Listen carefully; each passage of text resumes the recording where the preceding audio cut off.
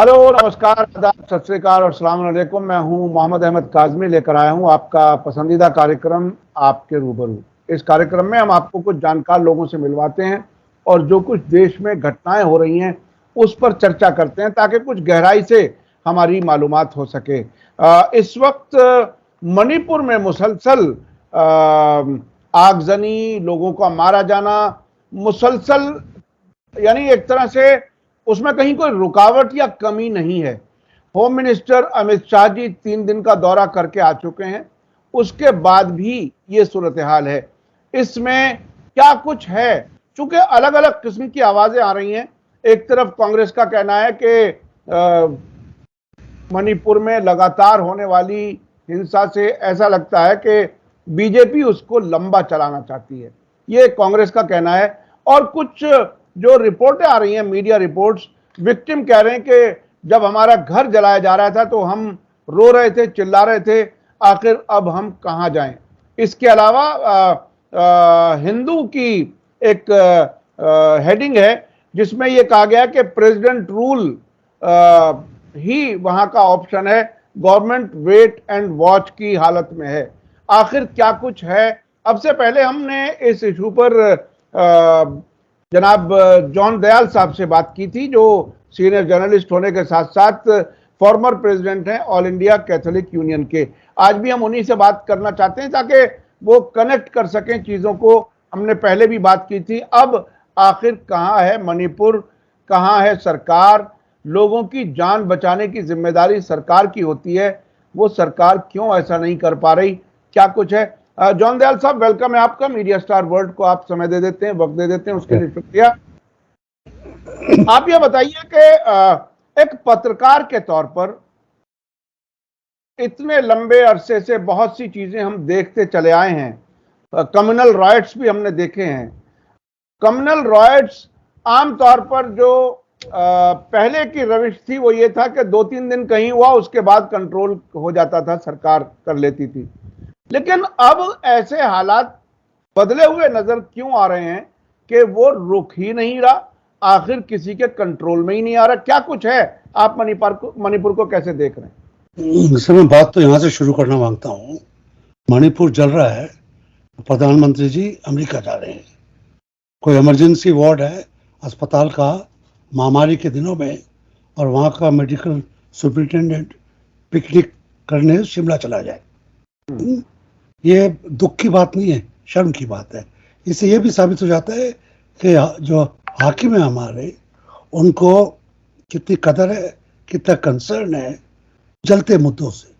तो आज के मुद्दे हैं जिनके लिए कोई और विदेश का प्रेसिडेंट या प्रधानमंत्री यात्रा को तोड़ के वापस घर चला जाता था।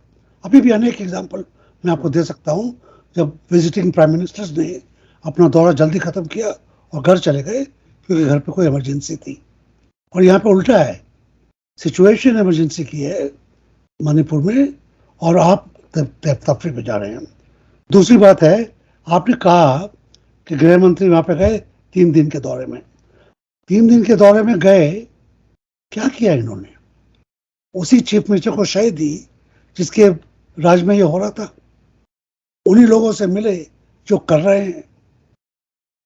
उनको वहां पे जाने के बाद पता था कि पुलिस में दरार है, पुलिस के अफसर जो कुकी हैं वो शहर नहीं आ पा रहे हैं। वहां पे इमरजेंसी की सिचुएशन में आपने ठीक कहा, और सभी ने उन्हीं दिनों से, कि प्रेसिडेंट रूल आना चाहिए। मेरा ख्याल है कि प्रेसिडेंट रूल ये नहीं करना मांगते, क्योंकि अगर प्रेसिडेंट रूल करेंगे तो गृह मंत्री एक तरीके से पर्सनली रिस्पॉन्सिबल हो जाते हैं, क्योंकि रूल तो गवर्नर के नाम से होता है, मगर गृह मंत्रालय संचालन करता है। वो अपॉइंट करता है स्पेशल असिस्टेंट्स गवर्नर के लिए, जो फिर राज करते हैं। होम सेक्रेटरी, पुलिस वाले महकमे सारे उन लोगों के पास आते हैं। तो सेंटर का डायरेक्ट रूल हो जाता है। सेंटर का रूल है गृह मंत्री का और प्रधानमंत्री का। ये उस लांछन से बचना मांगते हैं। और चीफ मिनिस्टर के राज में हो तो चीफ मिनिस्टर को लोग गाली दे देंगे। जब प्रधानमंत्री के राज में भी वायलेंस चलेगा तो क्या होगा? और वायलेंस चलेगा क्योंकि जो उसका रूट कॉज है उसको आप एड्रेस नहीं कर रहे हो। मैंने पहले भी कई बार बताया, सभी जानते हैं, मैती और कुकी के बीच का झगड़ा है।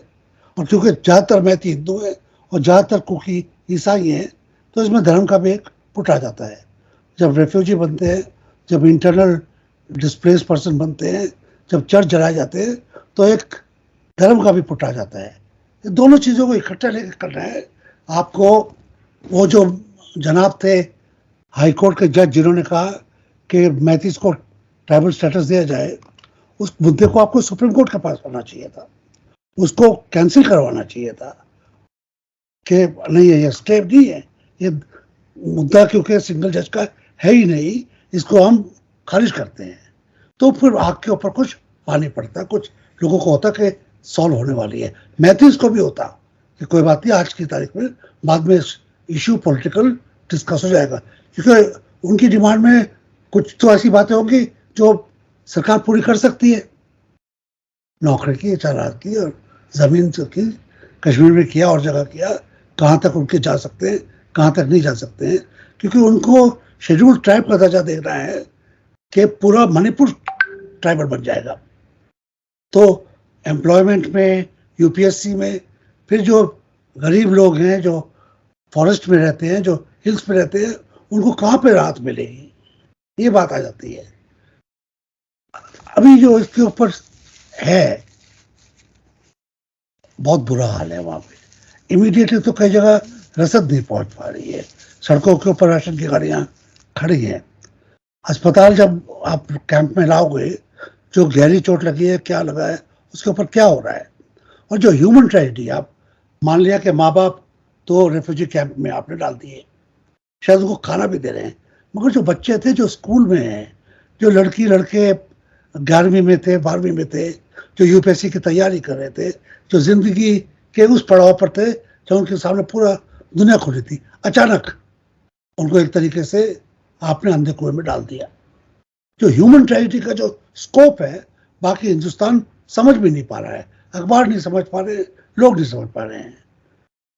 हम कई इंटरनल डिस्प्लेस्ड कैंप्स में जो दिल्ली में गए, किस दिन आपको भी ले जाएंगे। हालांकि उनसे बड़ी हमदर्दी है, मगर कैंप तो कैंप ही होता है ना। क्या कितने भी बड़े आप उनको होटल में भी रख लेंगे तो एक कमरे में 2 नहीं रहेंगे, एक कमरे में 6 आदमी रहेंगे, खाना पीना भी कम हो जाता है। और फिर बच्चे क्या करेंगे, दिन भर ताश खेलेंगे क्या? तो अगर बच्चों को आप ये भी कह रहे हो कि स्कूल में एडमिशन मिल जाएगा, चर्च ने कह दिया मिल जाएगा, जैसे बेंगलोर में है, कहाँ रहेंगे बच्चे? हॉस्टल में रहेंगे, पीजी में रहेंगे, कहाँ रहेंगे? वहां पे उनकी सेफ्टी कौन करेगा? तो इसके ये छोटा सा मुझसे तार, अगर तार पे पकड़ने लगे आप, तार पे तार निकलते जाते हैं, जिनका सोल्यूशन इकट्ठा होना है, एक को एक नहीं कर सकते। या आप नहीं कह सकते आज पानी पीजिए, कल खाना खाइए, दोनों चीजें इकट्ठी आपको करनी पड़ेंगी। और उसके लिए क्योंकि सरकार नपुंसक के अलावा, बेकाम के अलावा अकल भी उनकी नहीं है, कुड़बक्स है, तो ये देख भी नहीं रहे कि ट्रेजेडी का क्या आलम है। आपने कहा था कि ये मामूली कम्युनल राइट हिंदू मुसलमानों में, हिंदू ईसाइयों में, सिख हिंदुओं में हो जाता है, 1 दिन 2 दिन 3 दिन 4 दिन 5वें दिन शादी हो जाती है। और उसमें भी कई पुराने कलेक्टर कहते थे कि अगर कलेक्टर इंडिपेंडेंट है तो पहले दिन ही रुक जाता है। शो ऑफ फोर्स करते हैं आप, फ्लैग मार्च करते हैं, यहाँ पे आप खुली छूट दे रहे हैं, पुलिस ताली बजा रही है, लोग चर्च जला रहे हैं। ऐसी वीडियो आ रही हैं बड़ी खतरनाक किस्म की, देख करके रोंगटे खड़े हो जाते हैं। अभी मैं 2 दिन पहले कोई वीडियो देख रहा था, एक लड़की के साथ जिस तरह से मारपीट कर रहे हैं लोग, और वो मणिपुर की बताई जा रही है। तो ये अच्छा, मैं एक मिनट मैं आपको टोकना मांगता हूँ, क्योंकि ये खास वीडियो के ऊपर एक और भी बात है। ये वीडियो असल में मणिपुर का नहीं है, ये बर्मा का है, और वहाँ की फौज का, और उन्होंने कोई डिसीजन पकड़ी और उसकी पिटाई करने के बाद उसको गोली से मार दिया। मगर क्योंकि लोगों की शक्लें एक जैसी हो जाती है, तो उसको कई लोग शेयर करके, क्योंकि उकसाने का भी लोग काम करते हैं ना, उसको घर के ईसाई सर्कल्स में, और हम थक गए कहते कहते कि ये झूठ है, ये हुआ कांड, मगर ये बर्मा में हुआ, इसका आज के मणिपुर से कोई लेना देना नहीं है। मगर ये कहने के बाद मैं बताऊंगा, और जो वीडियो है वो सच है, जो चल रहा है वो सच है, जो पुलिस वाले खड़े हैं और लोग दंगाई कर रहे हैं वो सच है, जो सड़कें रोक कर रसद रोकी जा रही है वो सब सच है। जो रेफ्यूजी कैंप में एक के ऊपर एक लेटे हुए हैं वो सच है, और वो भी रोंगटे खड़े करता है। जी जी, बेशक बेशक। देखिए, इंसानी तकलीफ, जो ह्यूमन ट्रेजेडी जिसका आपने जिक्र किया, वो वाकई किसी भी एक पीसफुल अपने घर में जो रहने का जो अपना आराम और कंफर्ट होता है वो कहीं बाहर नहीं मिलता, चाहे होटल में भी रह लें। अच्छा, मैं एक चीज जानना चाहता हूं, जो बात कांग्रेस की तरफ से कही जा रही है, वो अपोजिशन पार्टी है, ये अपनी बात ठीक है, लेकिन वो ये कह रही है कि ये इतना लंबा जो चल रहा है, इससे ऐसा लग रहा है कि बीजेपी इसको लंबा चलाना चाहती है। बीजेपी क्यों लंबा चलाना चाहती है? आपको क्या लगता है, क्या ऐसा है? क्या आप भी ऐसा सोचते हैं? आज 45 दिन हो गए हैं, प्रधानमंत्री के मुंह से मां नहीं निकला मणिपुर का। मन की बात हो गई, ये हो गया, इंग्लैंड हो गया, अब कितना करोड़ों का माल खरीद दिया, सब हो गया। मणिपुर के बारे में चुनी हुई है। गृह मंत्री ने भी एक बार कह दिया, उसके बाद कोई जिक्र नहीं है।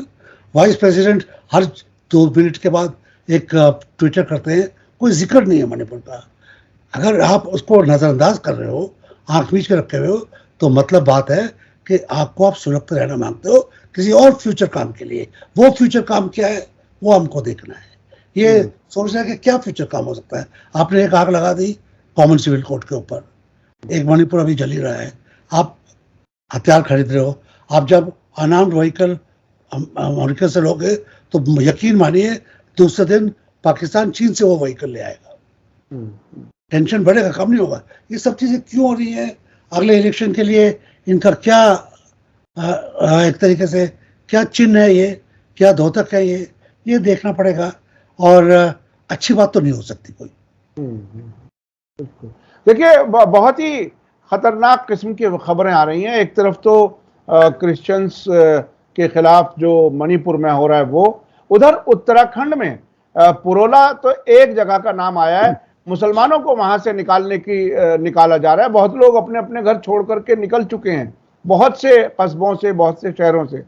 तो आखिर इसका क्या कर्नाटक हारने के बाद 2024 जीतने का यही कोई फॉर्मूला आगे बढ़ाने की कोशिश है, क्या है? नहीं, बिल्ली की सियानी है, हार बहुत कड़वी होती है और उसके मरहम की जगह नमक छिड़क देती है। तो सब जल पे भूले हुए हैं तीनों चारों।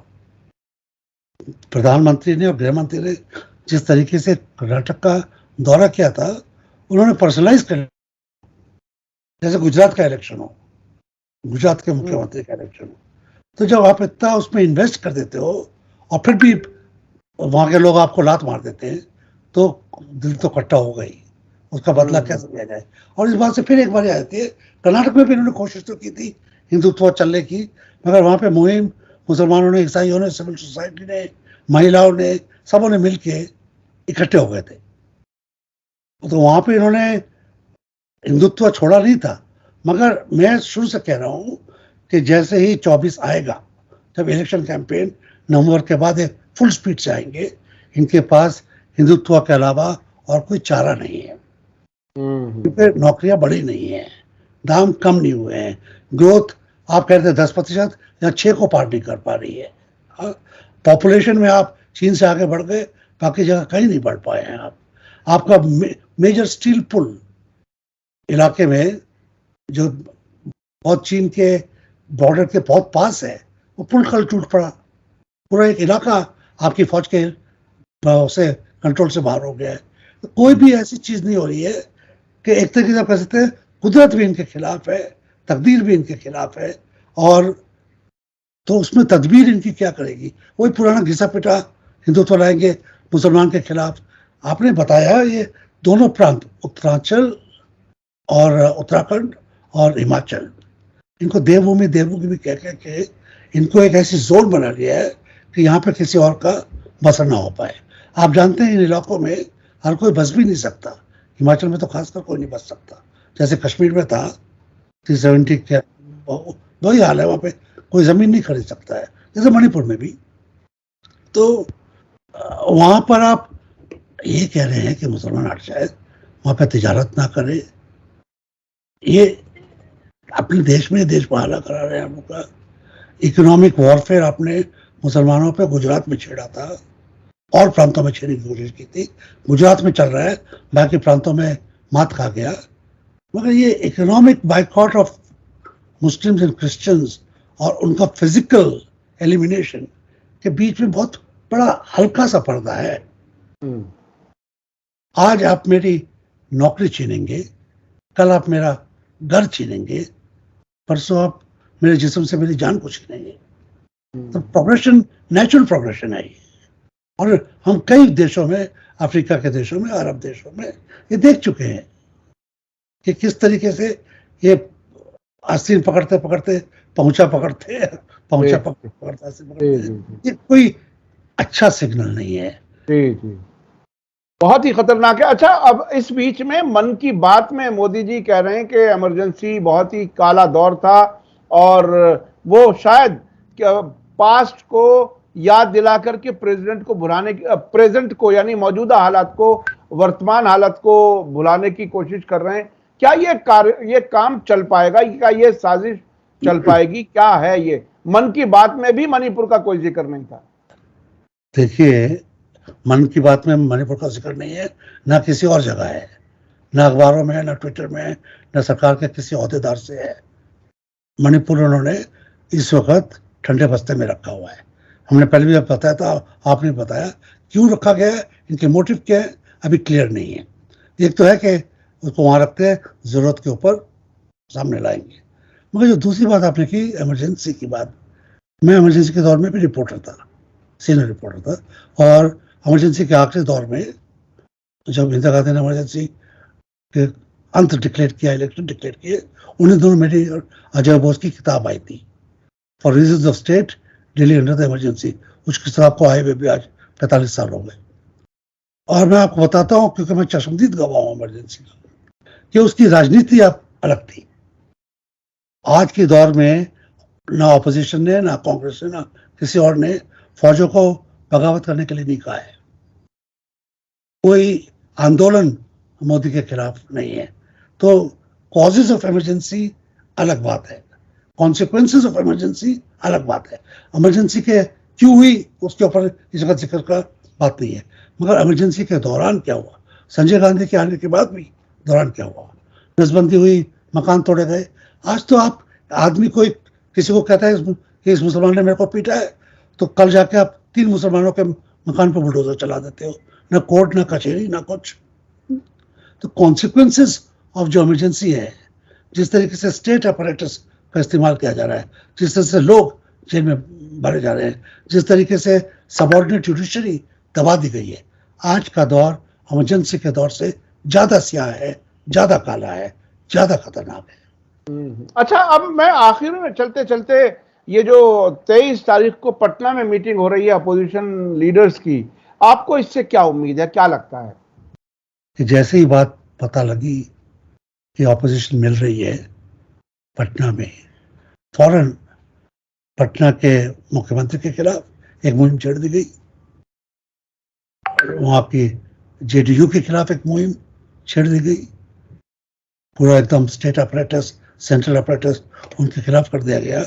और ये कहा गया कि आप मिल रहे हो यूनिटी के लिए, तो आपका प्रधानमंत्री का फेस कौन होगा। तो इसके ऊपर जो नॉन रूलिंग पार्टी होती है उसके ऊपर कोई, और खासकर जब वो एक सिंगल पार्टी ना हो, एक समूह हो, तो ये कोई जरूरी नहीं है।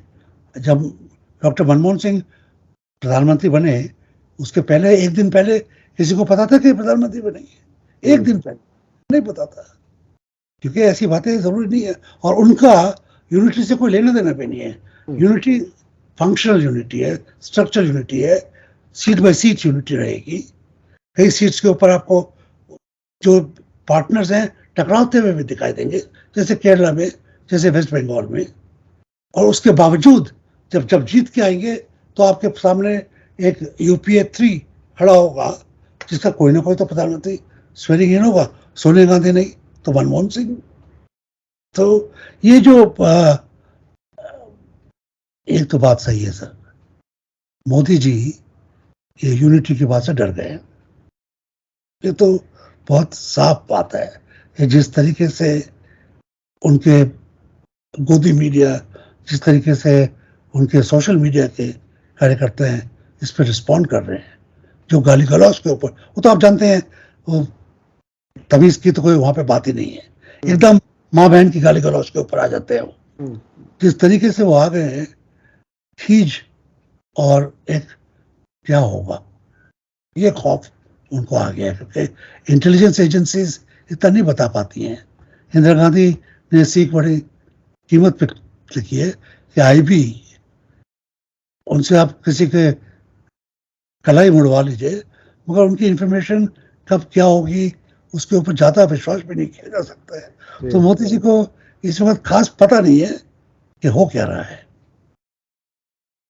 लेकिन ये कि हालात तब्दीली की तरफ तेजी से जा रहे हैं, ये आप कहना चाहेंगे?